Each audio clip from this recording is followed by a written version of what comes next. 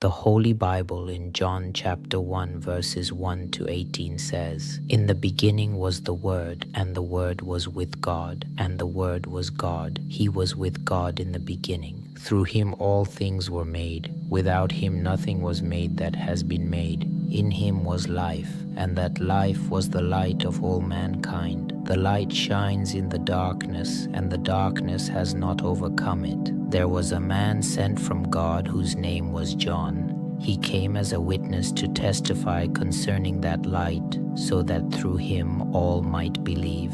He himself was not the light. He came only as a witness to the light. The true light that gives light to everyone was coming into the world. He was in the world, and though the world was made through him, the world did not recognize him. He came to that which was his own, but his own did not receive him. Yet to all who did receive him, to those who believed in his name, he gave the right to become children of God.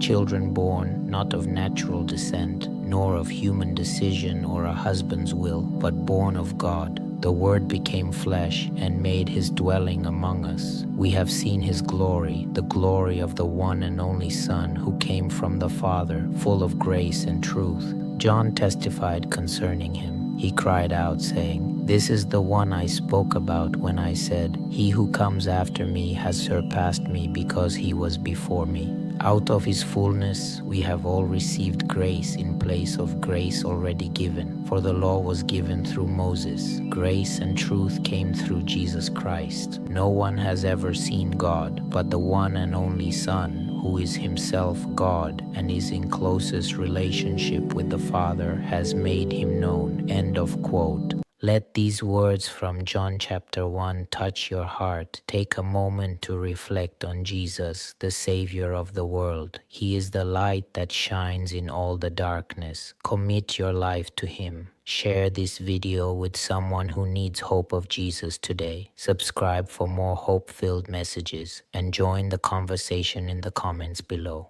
God bless you as you live your life for him.